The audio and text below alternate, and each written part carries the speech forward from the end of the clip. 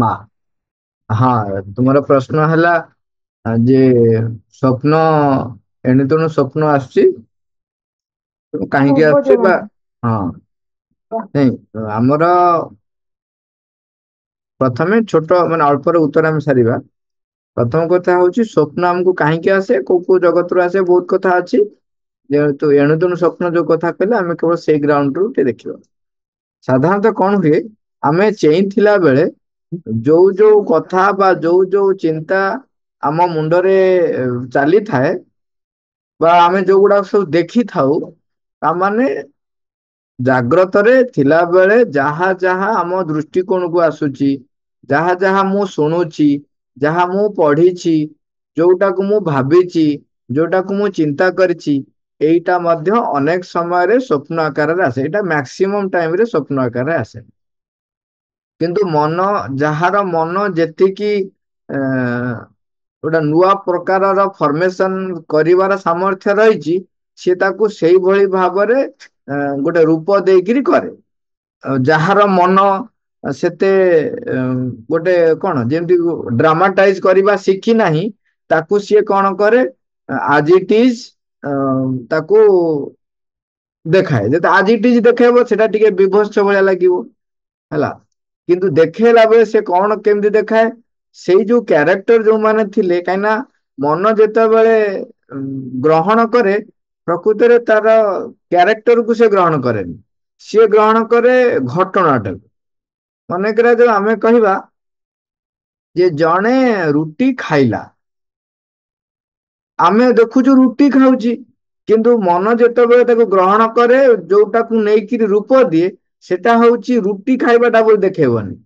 ସେଟା ହଉଛି କଣ, ଗୋଟେ ରୁଟି ଖାଇବା ବେଳେ ସେ କୋଉ ମନୋଭାବରେ ଖାଉଛି, କୋଉ ପ୍ରକାରର ତା ଭିତରେ କ୍ରିୟା ପ୍ରତିକ୍ରିୟା ହଉଛି, ସେଇ କ୍ରିୟା ପ୍ରତିକ୍ରିୟା ଟା ହଉଛି ତାର ବିଷୟ ବସ୍ତୁ।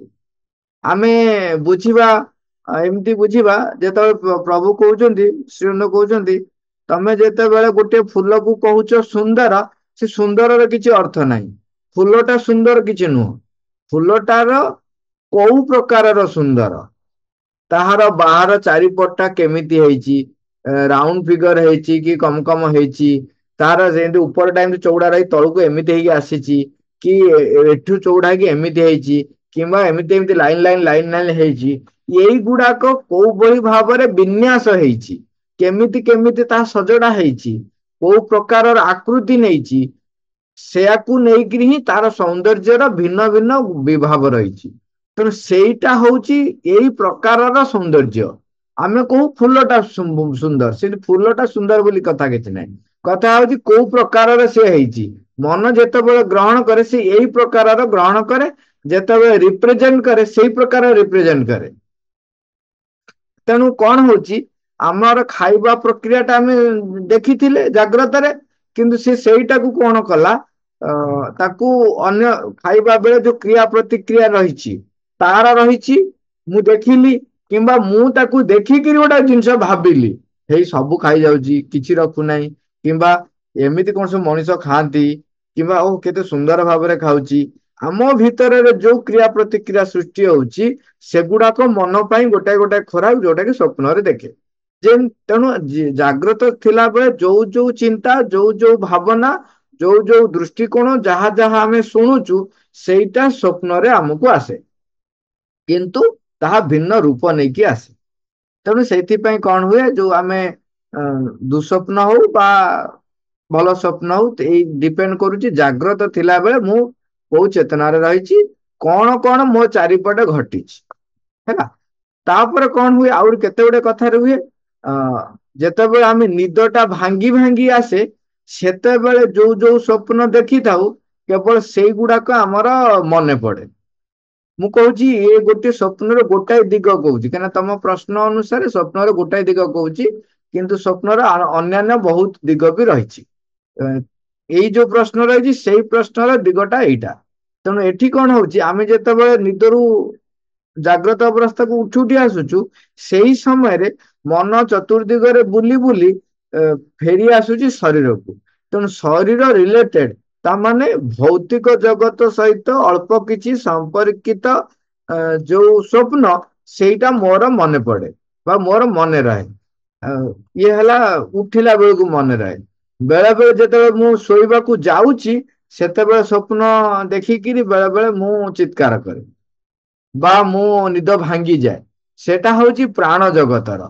ପ୍ରାଣ ଜଗତରେ କଣ ହଉଛି, ମୋର ପ୍ରାଣ ଶକ୍ତି ଯେତେବେଳେ ଦୁର୍ବଳ ଥିବ ବା ସବଳ ଥିବ ତା ଉପରେ ଡିପେଣ୍ଡ କରୁଛି ପ୍ରାଣ ଶକ୍ତିରେ ଯେତେବେଳେ ମୁଁ ସ୍ୱପ୍ନ ଦେଖୁଛି ସେଠି ମୁଁ କୋଉ ଭଳିଆ ଫାଇଟ୍ କରିବି ବା କୋଉ ପ୍ରକାରରେ ତାକୁ ମୁଁ ଦେଖିବି।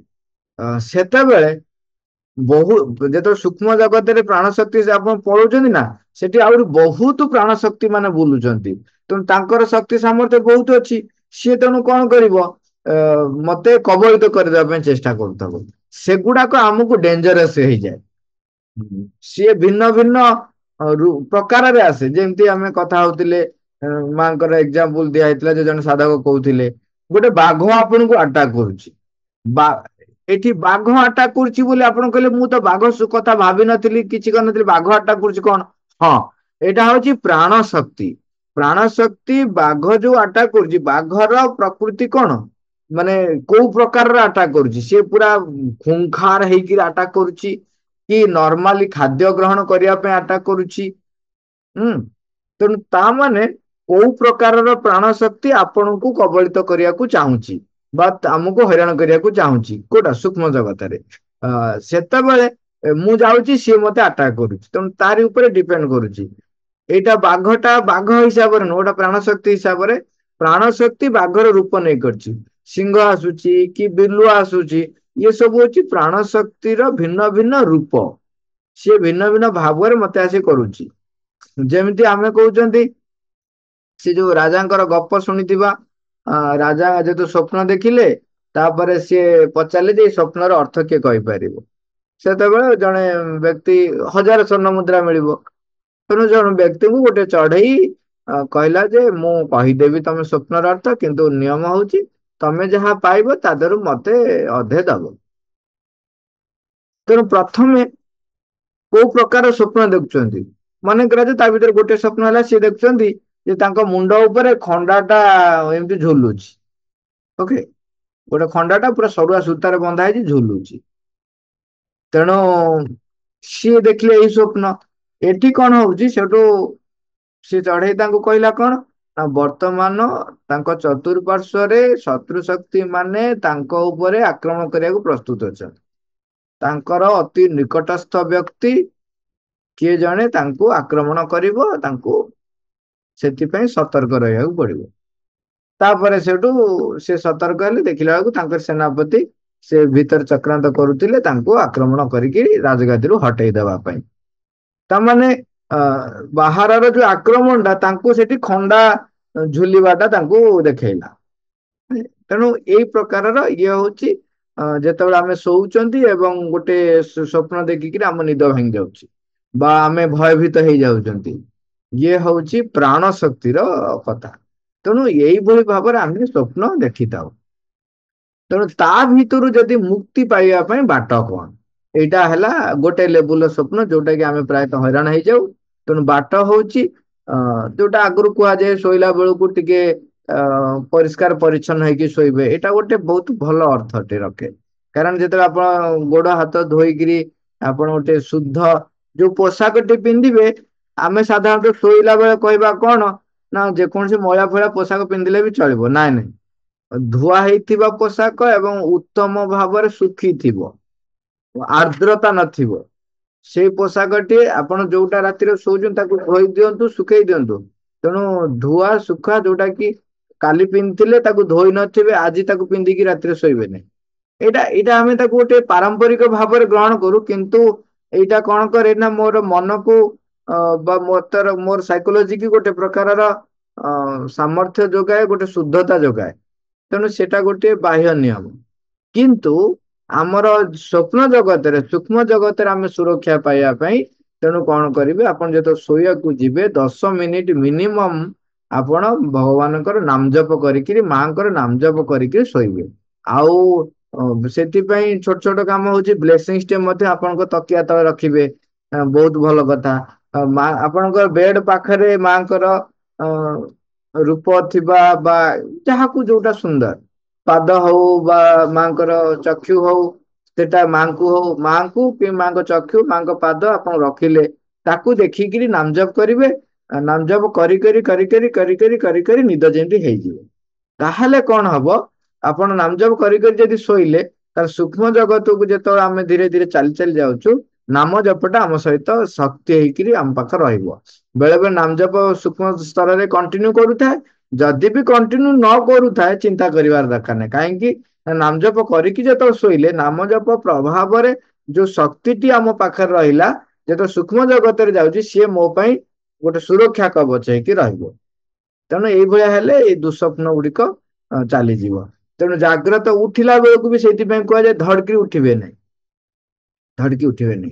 ଉଠିଲା ପରେ ସେଇଠି ପୁଣି କିଛି ସମୟ 10 ମିନିଟ ଯଦି ନାମଜପ କରିପାରିବେ ବହୁତ ଭଲ। ଯଦି ନ କରି ପାରୁଛନ୍ତି ଧରା ଯାଉ କାହାର ବାଥରୁମ ଜୋରରେ ଲାଗେ ଠିକ ଅଛି ଆଗ ଉଠିଲେ ଟିକେ ମାଙ୍କୁ ପ୍ରଣାମ କରିଦେବେ ବାଥରୁମ ଯାଇକିରି ପଳେଇ ଆସିଲେ ଯଦି ନ ଯାଇକିରି ନାମଜପ କରିପାରୁଛନ୍ତି ଭଲ ଅଭ୍ୟାସ କରିଦେଲେ ବି ବଡି ଶିଖିଯିବ ଯେ ନାଇଁ ନାଇଁ ନାଇଁ ନାଇଁ ମତେ ସାଙ୍ଗେ ସାଙ୍ଗେ ଯିବାର ନାହିଁ ମତେ 10 ମିନିଟ ନାମଜପ କରିବାର ଅଛି। ତାହେଲେ ସିଏ ବି ଶିଖିଯିବ ସାଙ୍ଗେ ସାଙ୍ଗେ ଆଉ ବାଥରୁମ ଲାଗିବନି। ଆପଣ ଯଦି ପ୍ରଥମେ ପ୍ରଥମେ କରୁଛନ୍ତି ବାଥରୁମ ଗଲେ ବାଥରୁମ କାମ ସାରି ଦେଇକି ଆସିଲେ 10 ମିନିଟ ନାମଜପ କରିବେ ତାପରେ ବିଛଣାରୁ ଉଠିକିରି ଆପଣଙ୍କର ନିତ୍ୟକର୍ମ କରିବାକୁ ଯିବେ। ଏଇଭଳିଆ ବାରମ୍ବାର ଅଭ୍ୟାସ କଲେ କଣ ହବ ସେ ସ୍ୱପ୍ନ ଗୁଡାକ ଚାଲିଯିବ। ଇଏ ହେଲା ଗୋଟିଏ ପ୍ରକାରର ଆମର ସାବଧାନତା। ଆଉ ଗୋଟେ କଥା ଆଉ ଗୋଟେ ଭଲ ହବ କଣ ଆମେ ମାଙ୍କୁ ଯାଇକି ଜଣେଇଦବା। କାରଣ ଆହୁରି କେତେ ଗୁଡିଏ ସ୍ୱପ୍ନ ଆସିଥାଏ ଯୋଉଟା କି ମତେ ଯେମିତି କହିଲେ କୋଉ ଶକ୍ତି ଆକ୍ରମଣ କରୁଛି ମୁଁ ତା କବଳରେ କିଛି କରିପାରୁନି ତ ନାମଜପ କଲି ମତେ ସୁରକ୍ଷା ମିଳିଲା। ମାଙ୍କୁ ଜଣେଇ ଦେଲେ କଣ ହବ ଯଦି ବି କିଛି ସୂକ୍ଷ୍ମ ସ୍ତରରେ ମୋ ପ୍ରତି ଆଟାକ ରହିଥିବ ତାହେଲେ ମା ସେଠି କଣ କରିବେ ଦାୟିତ୍ଵ ନେବେ ମାଙ୍କର ଶକ୍ତି ସେଠି କାମ କରିବ ସେଟା ଧୀରେ ଧୀରେ ଧୀରେ ଧୀରେ ଅନ୍ତରିତ ହେଇଯିବ। ତେଣୁ ମାଙ୍କୁ ଜଣେଇଦେବେ ଯେ ମା ଆଜି ଏଇ ପ୍ରକାର ସ୍ୱପ୍ନ ଦେଖିଲି। ଆଉ ସେଥିପାଇଁ ତାଠାରୁ ଆହୁରି ଗୋଟେ ଉପାୟ ରହୁଛି ତୃତୀୟ ଉପାୟ ହଉଛି ଜାଗ୍ରତ ଥିଲା ବେଳେ ଆମେ ସବୁ ଚିନ୍ତା ସବୁ ଭାବନା ସବୁ ଦୃଷ୍ଟିକୋଣ ଯୋଉଟା ରଖୁଛି ତାକୁ କେମିତି ଭଲ କରିବା ତାକୁ କେମିତି ମାଙ୍କ ପାଖରେ ବା ମାତୃକୈନ୍ଦ୍ରିକ କରିବା ତା ପ୍ରତି ଧ୍ୟାନ ଦେବା। କାମ କଲା ବେଳେ ମାଙ୍କୁ ଡାକିକି କାମ କରିବେ। କୌଣସି ଗୋଟେ କଥା ଦେଖିଲା ବେଳେ ଆମେ ଗୋଟେ ଜିନିଷ ସାଙ୍ଗେ ସାଙ୍ଗେ ମନରେ ଭାବୁ ଏଇଟା ଏମିତି କରିବାଟା ଠିକ ହେଲା ନାଇଁ ସିଏ ଏମିତି କଣ କରୁଛି ଆମେ ଜଜ କରୁ। ସେ ଜଜ କରିବାକୁ ଚେଷ୍ଟା ନ କରିବାଟା ଭଲ। ଯଦି ଦେଖିଲେ ତାକୁ ମାଙ୍କ ପାଖରେ ଦେଇଦେ ମା ମୋ ଭିତରେ ଏଇ ଭାବନା ଆସୁଛି। ଏଇଭଳିଆ ଜାଗ୍ରତ ଥିଲା ବେଳେ ଯଦି ସତର୍କ ରହିବା ତାହେଲେ ସ୍ୱପ୍ନରେ ମତେ ଟିକେ ହଇରାଣ ହବା ଟିକେ କମିଯିବ। ଆଉ ମାଙ୍କୁ ବାରମ୍ବାର ଡାକିଲେ ତାପରେ ଦେଖିବେ ସ୍ୱପ୍ନ କଣ ଅର୍ଥ ନେଇକି ଆସିଛି କୋଉ କଥା ଘଟଣା ଘଟଛି ଆପଣ ବୁଝିପାରିବେ। ମା ସନ୍ଧ୍ୟା ହେବା ଅଛନ୍ତି ଆମେ ତାଙ୍କ ପାଖରୁ ଉତ୍ତର ଆଶା କରିବା। ହଁ କିନ୍ତୁ ମତେ ମାନେ ରାଇଟ୍ ଆନ୍ସର ଲାଗିଲା ତେଣୁ ଆଉ ତାକୁ ଫେଣେଇକି କହିଲେ କଣ ଆଉ ଅଧିକ କହିବି ମୁଁ ଭାବି ପାରୁନି। କିନ୍ତୁ ମାଙ୍କ ଉପସ୍ଥିତିକୁ ଧରି ରଖିଲେ ଏଇଭଳି ସ୍ୱପ୍ନ କେବେ ବି ରହିବନି। କିମ୍ବା ସ୍ୱପ୍ନ ଦେଖିଲା ବେଳେ ଯଦି ଅଭ୍ୟାସ ହେଇଯିବ ଆମେ ଜପ କରିବାଟା ଥିବ ଅଭ୍ୟାସରେ ସ୍ୱପ୍ନ ଦେଖିଲେ ବି ଆମେ କେବଳ ସେଇ ସମୟରେ ବି କନସସ୍ ହେଇକି ମାଙ୍କୁ ଡାକି ପାରିବା ଏବଂ ଥରେ ଦିଥରେ ଏମିତି ବାରମ୍ବାର ହବ କେତେ ଥର କିନ୍ତୁ ଅଲଟିମେଟଲି ସେ ରହିବନି ଆଉ ସେଇଭଳି ସ୍ୱପ୍ନ ଆସିବନି। ମାଙ୍କୁ ବାରମ୍ବାର ଡାକୁଥିଲେ ଯେତେବେଳେ ଡାକିବା ମନେକର କିଏ ମତେ ଗୋଡଉଛି କିଏ ବାଡଉଛି ଏଇଭଳିଆ ବି ହୁଏ ସ୍ୱପ୍ନ ସବୁ କିମ୍ବା କିଏ ମାଡି ବସିଛି କିଏ କିଛି ଗୋଟେ ଖରାପ ଶକ୍ତିର ଆକ୍ରମଣ ହବା ସାଙ୍ଗେ ସାଙ୍ଗେ ଆମେ ଯଦି ଆମ ଭିତରେ ଅଭ୍ୟାସ ଥିବ ମାଙ୍କୁ ଡାକିବାର ତାହେଲେ ଇମିଡିଏଟ ସେ ଆମେ କେବଳ ମାଙ୍କ ଉପରେ ନିର୍ଭର କରିବା ଏବଂ ତାଙ୍କୁ ସ୍ମରଣ କରିବା। କିନ୍ତୁ ଅଭ୍ୟାସ କରିବା ହଉଛି ଅସଲ କଥା। ଶୋଇଲା ସମୟରେ କରୁଥିବା ଶୋଇଲା ବେଳେ କହିକି ମାଙ୍କୁ ଶୋଇବା ଏବଂ ମନେ ମନେ ଶୋଇଲା ବେଳେ ଭାବିବା ଆମେ ଯେମିତି ମାଙ୍କ କୋଳରେ ଶୋଇଛୁ। ଯେମିତି ଆମ ନିଜ ମାଙ୍କ କୋଳରେ ଆମେ ଶୋଉ ସେମିତି ଆମେ ଦିବ୍ୟ ଜନନୀ ଶ୍ରୀମାଙ୍କ କୋଳରେ ଆମେ ଯେମିତି ଶୋଇଛୁ। ତେଣୁ ତାଙ୍କ ବାହୁ ଛାୟା ତଳେ ରହିଲେ ତାଙ୍କ କୋଳରେ ରହିଲେ ପ୍ରୋଟେକସନ ପୁରାପୁରି ରହିବ। ସେଇ ଅନୁଭବ ଆଣିବା ପାଇଁ ଆମକୁ ଅଭ୍ୟାସ ଟିକେ କରିବାକୁ ପଡିବ ଆଉ। ଯେମିତି ଅଚେତନା ଭିତରେ ବୁଡି ନଯାଉ। ବହୁତ ଗୁଡେ ହେଭି ଲୋଡ ଖାଦ୍ୟ ଖାଇକି ଶୋଇବାନି। ସେଟା ଗୋଟେ ପ୍ରିକସନ ବହୁତ ଗୁଡେ ଖାଇଲେ ଆମେ ନିଶ୍ଚେତନା ଅଚେତନା ଭିତରକୁ ପଳେଇ ଯାଉ। ଆଉ ଯାହା ଫଳରେ ଆମକୁ ବିଭିନ୍ନ ପ୍ରକାର ବାହ୍ୟ ଶତ୍ରୁ ମାନଙ୍କର ଆକ୍ରମଣ ବଢିଯାଏ। ସେଥିପାଇଁ କୁହାଯାଇଛି ଲାଇଟ୍ ଫୁଡ୍ ଖାଇବ, ଅଧିକ ମାନେ ଏର୍ଲି ଖାଇବ, ଯୋଉଟା କି ବେଶୀ ଲେଟ୍ ନାଇଟ୍ ରେ ଖାଇବନି, କିମ୍ବା ଗୁଡାଏ ଏଣୁ ତେଣୁ ଭୁରି ଭୋଜନ କରିକି ନିଦ୍ରା ଯିବନି। ଏଭଳି କେତେ ଗୁଟେ ପ୍ରିକସନ ନେବାକୁ ପଡିବ। ପଣ୍ଡିଚେରୀରେ ଗୋଟେ ଝିଅଟି, ସେ ତାଙ୍କ ଘର ମାଙ୍କ ଦେଶର ଫ୍ରାନ୍ସ। ସିଏ ଆସିଥିଲେ ସେ ମାନେ ଭାଇ ବୁଲିବାକୁ ସେଇଠି ଥିଲେ। ସେ ସାଇକେଲରେ ଯାଉଥିଲେ, ଏପଟରୁ ଗାଡି ଯାଉଥିଲା, ବାଡେଇ ହେଇଗଲା। ବାଡେଇଲା ଯେତେବେଳେ ଦେଖିଲା ବେଳକୁ ସେ ସେଇଠି ଚାଲି ଯାଇଛନ୍ତି। ସେଇଠି କଥା ଉଠୁଛି, ଆଉ ସେ ସେତିକି ମାଙ୍କ ପ୍ରତି ମାନେ କଣ, ଏମିତି ଯଦି ମାଙ୍କ ସବୁବେଳେ ଡାକିଥାନ୍ତେ ତାହେଲେ ସେ ସେଠିକି ଚାଲି ଯାଇନଥାନ୍ତେ। ଇଏ କଣ ତାମାନେ କଣ, ତାର ଯଦି ସେଠିକି ଚାଲି ଯିବାର ଥିଲା, ସେ ଯାଇଥିବ। ଆଉ କଣ ମାନେ ମାଙ୍କୁ ଡାକିଥିଲେ କଣ ସେ ବଞ୍ଚେଇ ଥାଇଥାନ୍ତା ନା କଣ? କହିଦଉଛି। ମୁଁ କହିଲି କି ଗୋଟେ ଝିଅଟି, ସେ ମାଙ୍କ ଦେଶର ଲୋକ, ଫ୍ରାନ୍ସର। ସିଏ ଯେହେତୁ ପଣ୍ଡିଚେରୀ ଆସିଥିଲେ, କଣ ପାଇଁ ଏମିତି ଦର୍ଶନ କି ବୁଲିବାକୁ କଣ ପାଇଁ ଜଣା ନାହିଁ, ସେ ଆସିଥିଲେ ସାଇକେଲ ନେଇକି ଯାଉଥିଲେ, ଏପଟୁ ଗାଡି ଯାଇକି ବାଡେଇ ହେଲା ତାଙ୍କ ଉପରେ, ଯେତେବେଳେ ଦେଖିଲା ବେଳକୁ ସେ ସେଇଠି ଚାଲି ଯାଇଛନ୍ତି। ସେଇଠି ମାନେ କଥା ଉଠିଛି କି, ଆଉ ସେ ମାଙ୍କୁ ସେମିତି ଡାକୁ ନଥିଲେ, ମାଙ୍କ ପ୍ରତି ସେତିକି ତାଙ୍କର ଧର ଏମିତି ଭକ୍ତି ନଥିଲା, ଆଉ ସିଏ ସେଇଠି ଚାଲିଗଲେ। ମାନେ କଣ, ମାଙ୍କୁ ଡାକିଲେ ବି ତାଙ୍କ ଯଦି ତ ସେଇଠି ଚାଲି ପାରୁଥିବ ବି, ସେ ଚାଲି ଯାଇଥାନ୍ତେ ମାନେ, ଆଉ ଏମିତି କାହିଁକି କଥା ଉଠୁଛି କି, କଣ ମାଙ୍କୁ ଡାକିଥିଲେ ସେ ସେଇଠି ବଞ୍ଚି ଯାଇଥାନ୍ତେ ନା କଣ, ବୁଝିପାରୁନି। ହଁ ସନ୍ଧ୍ୟା ଆପଣ। ହଁ। ସେଥିରେ ଦିଟା କଥା ହଉଛି, ଗୋଟେ ହଉଛି ନିଜର ଡେଷ୍ଟିନି ଗୋଟେ ପଟେ, ଆଉ ଗୋଟେ ପଟେ ଆମର ମାଙ୍କ ଉପରେ ନିର୍ଭରତା। ନିର୍ଭରତା କଣ ହୁଏ ନା, fate shall change but not the spirit swing. ଭଗବାନ ଚାହିଁଲେ ଭାଗ୍ୟକୁ ବଦଳେଇ ଦେବେ। ମନେକର ମୋର ଡେଥ୍ ଅଛି ସେଇଦିନ, ଏଇ ବାଟରେ ଅଛି, କିନ୍ତୁ ମା ଯଦି ଚାହିଁବେ ନିଶ୍ଚୟ ତାକୁ ବଦଳେଇ ଦେବେ। କିନ୍ତୁ ମା ଚାହିଁବେ ଏବଂ ମୁଁ ବି ଚାହୁଁଥିବି। ମୁଁ ଯଦି ମୋ ଭିତରେ ନିଶ୍ଚେତନା ଅଚେତନା ଭିତରେ ମୁଁ ଯାଉଛି, ମୁଁ ସଚେତନ ଭାବରେ ଯାଉନି ଆଉ ମନେ ରଖିବା ଯେ, ଆମେ ଯେତେବେଳେ କୌଣସି ଦୁର୍ଘଟଣା ଗ୍ରସ୍ତ ହଉ, ସେତେବେଳେ ଆମ ଭିତରେ ନଥାଏ ସଚେତନ ଅବସ୍ଥା। ମାନେ ଆମେ କନସିଅସ୍ ନଥାଉ, ମାଙ୍କ ପ୍ରତି ଆମେ ମାନେ ମନୋଯୋଗ ଆମର ନଥାଏ, ମାଙ୍କୁ ଭୁଲି ହେଇଯାଏ, ଯାହା ଫଳରେ ଏ ସବୁ ଦୁର୍ଘଟଣା ମାନ ଘଟେ। ତେଣୁ ହୁଏତ ସେ ସେଇ ସମୟରେ ଭୁଲି ଯାଇଥିବେ। ଏଇଟା ଗୋଟେ, ଆଉ ଗୋଟେ ହଉଛି ତାଙ୍କର ଯଦି ଡେଷ୍ଟିନି ଥିବ, ସେ ଭୁଲି ଯାଇଛନ୍ତି, ମାଙ୍କୁ ଡାକି ନାହାନ୍ତି, ତାହେଲେ ବି ଘଟିବ। ତାଙ୍କର ଥିଲା ସେଇ ସମୟରେ ସେଇଆ ଘଟିବା ପାଇଁ, ଆଉ ସେ ଭୁଲି ଯାଇଛନ୍ତି। କିନ୍ତୁ 100% ହଉଛି ଯେ ଆମେ ସେତେବେଳେ କନସିଅସ୍ ନଥାଉ। ଯୋଉଟା କି ଯେତେ ଘଟଣା ସବୁ ଘଟିଛି, ଗୋଟେ ଥର ଆଶ୍ରମରୁ ପିଲାମାନେ ଗଲେ ପିକନିକ ରେ, କିନ୍ତୁ ମାଙ୍କୁ ସେମାନେ ଇନଫର୍ମ କରିନଥିଲେ, କିନ୍ତୁ ଯେତେବେଳେ ଆକ୍ସିଡେଣ୍ଟ ହେଲା, ମାଙ୍କୁ ଖବର ଆସିଲା ଆପଣଙ୍କ ପିଲାମାନେ, ଆପଣ ତାଙ୍କୁ ସୁରକ୍ଷା ଦେଲେନି। ନା ସେମାନେ ମୋ ସୁରକ୍ଷା ମତେ ସେମାନେ ଇନଫର୍ମ କରିନଥିଲେ, ଜଣେଇ ନଥିଲେ। ତମେ ଜଣେଇବାଟା ହଉଛି ସବୁଠୁ ଆସଳ କଥା। ମୁଁ ମାଙ୍କୁ ଜଣେଇବି, ଯେମିତି ଆମେ ଘରେ ବାପା ମାଙ୍କୁ କହିକି ଯାଉଛୁ, ସେଇଭଳି କହିବା ଏବଂ କନସିଅସଲି ଯିବା। ବାଟରେ ବି ଗଲାବେଳେ କନସିଅସ୍ ହେଇକି ଯିବା, ସ୍ମରଣ ରଖିବା, ଜପ କରୁଥିବା। କିନ୍ତୁ ନର୍ମାଲି ଆମେ ସେଇ ଅବସ୍ଥାରେ ନଥାଉ ଯେତେବେଳେ ଆକ୍ସିଡେଣ୍ଟ ଫେସ୍ କରୁ। ନହେଲେ ଲାଗେ ଯେମିତି ଗୋଟେ କିଏ ଜଣେ ଆମକୁ ପ୍ରୋଟେକ୍ଟ କରୁଛି। ଯଦି ଆମେ ଇଭିନ ପଡିଗଲା ବେଳକୁ ଜଣେ ଯଦି ମା ଲୋକ ହେଇକି ସଚେତନ ଭାବରେ ସେତେବେଳେ ବି ପାଟିରୁ ବାହାରିଲା, ତାହେଲେ ସେ ଯୋଉ ଦୁର୍ଘଟଣା ଯେତେ ଭୟଙ୍କର ହବା କଥା ସେତେ ଭୟଙ୍କର ହବନି। ଆକ୍ସିଡେଣ୍ଟ ହେଲେ ବି ଜାଣିଛ, ସାନ ସାନ ପିଲାମାନେ ବି ଏଇ ବସ୍ ଫସ୍ ଆକ୍ସିଡେଣ୍ଟ ରେ ବି ସେମାନେ ବଞ୍ଚିଯାଆନ୍ତି। କାରଣ ତାଙ୍କ ଭିତରେ ଗୋଟେ ନିର୍ଭରତା, ଯୋଉଟା ସାନ ପିଲାର ନିର୍ଭରତା ଥାଏ। ଆଉ ସେମାନଙ୍କ ଭିତରେ କୁଟିଳତା ଜଟିଳତା ଏ ସବୁ ନଥାଏ। ଆମେ ଅନେକ ସମୟରେ କଣ କରୁ, ମନ୍ଦ ଚିନ୍ତା ମନ୍ଦ ପ୍ରଭୃତି ଆମ ଭିତରେ କାମ କରୁଥାଏ। ଯେମିତି କୁହାଯାଏ, ଯେ ପାଞ୍ଚ ପରର ମନ୍ଦ ତା ମନ୍ଦ ପାଞ୍ଚନ୍ତି ଗୋବିନ୍ଦ। ତେଣୁ ଆମେ ଯେହେତୁ ଅନ୍ୟ ଖରାପ ଶକ୍ତି ମାନଙ୍କ କବଳରେ ଦୁଶ୍ଚିନ୍ତାରେ ଭାସି ଯାଇଥାଉ, ସେଇ ସମୟରେ ଏଭଳି ଘଟଣା ବି ଘଟିପାରେ। ଆଉ ଆମର ଅନ୍ୟମନସ୍କତା, ଆମେ ମନେ ରଖିନଥାଉ, ଅନ୍ୟ ବାହ୍ୟ ଆମର ଚେତନା ଅନ୍ତର୍ମୁଖୀ ନ ହେଇ ବହିର୍ମୁଖୀ ଥାଏ, ସେ ସମୟରେ ଘଟେ। ଆଉ ସର୍ବୋପରି ତ ଆମର ଯଦି ଡେଷ୍ଟିନ ଥିବ, ମାନେ ମା ଚାହୁଁଥିବେ ନେଇଯିବା ପାଇଁ, ସେ ତ ଗୋଟେ ବାଟ ଖୋଜିକି, ମାନେ ଗୋଟେ ମାଧ୍ୟମ ଖୋଜିବେ, ତେଣୁ ସେତେବେଳେ ବି ସେ ତାଙ୍କ କୋଳକୁ ନେଇଯିବେ। ତେଣୁ କୋଉଟା ଠିକ ବୋଲି କହିହବନି, କିନ୍ତୁ ସବୁର ରହିଛି ଭିତ୍ତିଭୂମି, ସବୁର ମାନେ ତା ପଛରେ ବିଭିନ୍ନ କାରଣ ସବୁ ରହିଥାଏ। ନାଇଁ, ପୁରା ପ୍ରାଞ୍ଜଳ ଭାବରେ ଅପା କହିଲେ।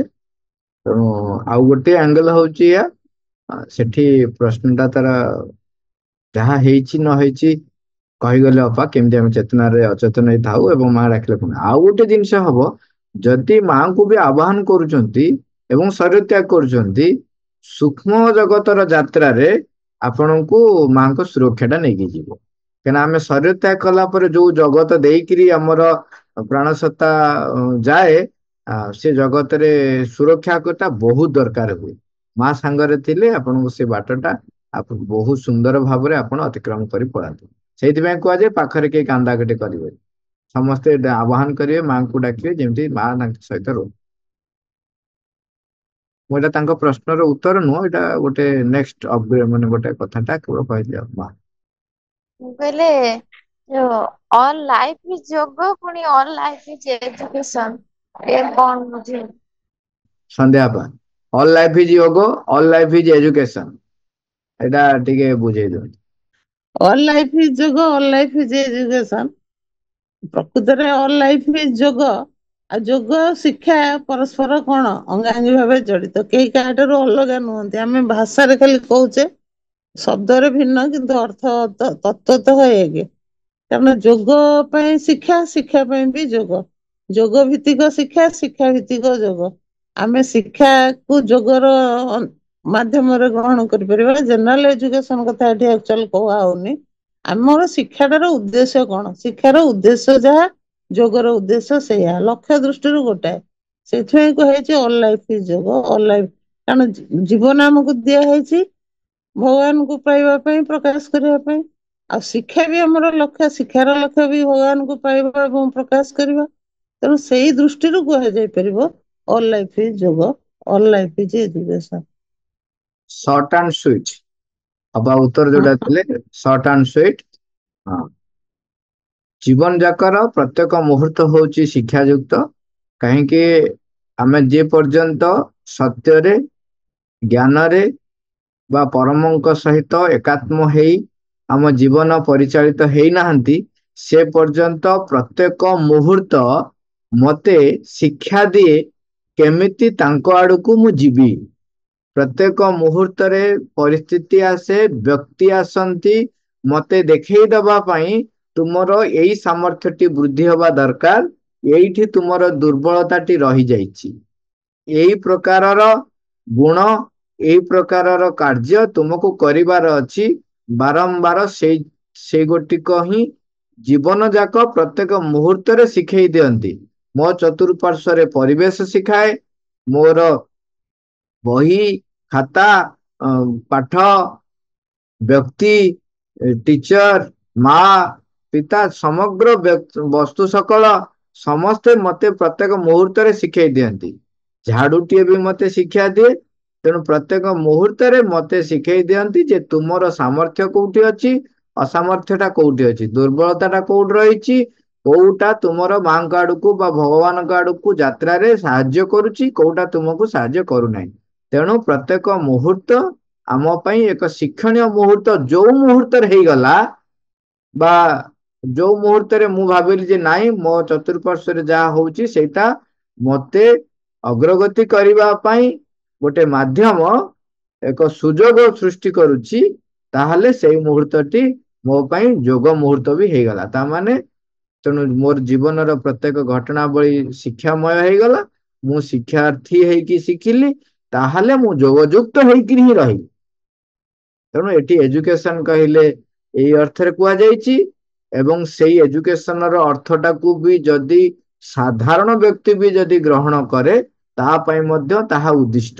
କାହିଁକି ନା ତା ଜୀବନରେ ବି ଯଦି ସେ ଭଲରେ ରହିବାକୁ ଚାହୁଁଛି, ମାନେ ଯୋଗ କଥା ଛାଡି ଦିଅନ୍ତୁ।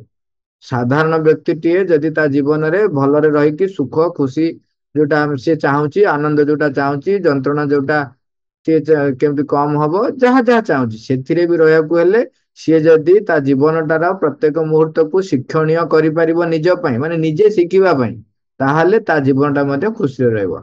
ଆଉ ଯିଏ ଏଇ କାର୍ଯ୍ୟଟି ଆରମ୍ଭ କଲା, ସ୍ୱାଭାବିକ ଭାବରେ ତାର ପ୍ରତ୍ୟେକ ମୁହୂର୍ତ୍ତ ଶିକ୍ଷଣୀୟ ହେଇଯିବ। ଆଉ ଶିକ୍ଷଣୀୟ ହେଲେ ଯୋଗ ଯୁକ୍ତ ହବା ପାଇଁ ତା ପ୍ରଥମ ପଦକ୍ଷେପ। ଆଉ ଯେତେବେଳେ ଆମେ ରୂପାନ୍ତର ପାଇଁ ଯେତେବେଳେ ପ୍ରୟାସୀ ରହୁଛନ୍ତି, ଯେତେବେଳେ ଆମେ ଆଉ ପୁରୁଣା ତ ନାହିଁ ଯେ ଆମେ ସଂସାର ଛାଡିବାର ଅଛି, ତେଣୁ ଆମକୁ ପ୍ରତ୍ୟେକ ଅ ମାନେ କୋଷ ବି ରୂପାନ୍ତର ହବ। କୋଷ ଯେତେବେଳେ ରୂପାନ୍ତର ହବ, ତେଣୁ ମତେ ପ୍ରତ୍ୟେକ ମୁହୂର୍ତ୍ତକୁ ଯୋଗଯୁକ୍ତ କରିବାକୁ ପଡିବ। ତାମାନେ ଯେତେବେଳେ ଯୋଉ ଶିକ୍ଷାଟା ମୁଁ ପାଉଛି ତାକୁ ମୁଁ କେବଳ ଆଡ କରିବି କଣ, ତାହା ମତେ ଭଗବାନଙ୍କ ଆଡକୁ ନବା ପାଇଁ ବାଟ ଖୋଲୁଛି ନା ବନ୍ଦ କରୁଛି। ସେଇ ଶିକ୍ଷାଟା ମୁଁ ଏଇ ମାପଦଣ୍ଡରେ, ଏଇ ମାପକାଠିରେ ଖୋଜିବି, ଏଇ ମାପକାଠିରେ ଶିଖିବି। ଯେ ମତେ ମୁଁ ଯୋଉ ଘଟଣାଟା ମୋ ପାଇଁ ଘଟିଲା, ସେଇ ଘଟଣାରୁ ମୁଁ ଯୋଉଟା ଶିଖିବି, ମତେ ସେଇଟା ମାଙ୍କ ଆଡକୁ ଯେମିତି ନବ। ମୁଁ ଏଇଆ ଶିଖିବି ନାହିଁ ମୋ ପ୍ରତିପତ୍ତି ବଢେଇବି। ହଁ, ଲୋକ ବି ଶିଖନ୍ତି ଯେ ମୁଁ ଏମିତିଆ ଏମିତିଆ କରିଥିଲି, ଯାଦ୍ୱାରା ମତେ ଲୋକ କଣ ଏଇଟା କିଛି ମାନ ଦଉନାହାନ୍ତି। ତାହେଲେ ଠିକ ଅଛି, ଟଙ୍କା ପୁଳାଇ ଦିଅ, ଠିକ ଅଛି ତାକୁ ଟିକେ ଗେଲ କରିଦିଅ, ଠିକ ଅଛି ତାକୁ ଟିକେ ଗାଳି ଦିଅ, ତାହେଲେ ସେ ମତେ ମାନିବ, ମୋର କ୍ଷମତା ବଢିବ। ସେଥିପାଇଁ କଲେ କଣ ହେଲା, ଆପଣ ଶିଖିଲେ କଣ ପାଇଁ ଶିଖିଲେ ନା ନିଜକୁ ପ୍ରତିଷ୍ଠା କରିବା ପାଇଁ ଶିଖିଲେ। ତାହେଲେ ସେଇ ଶିଖିବାଟା ଆପଣଙ୍କର ଯୋଗଯୁକ୍ତ ଶିକ୍ଷା ହେଲା ନାହିଁ।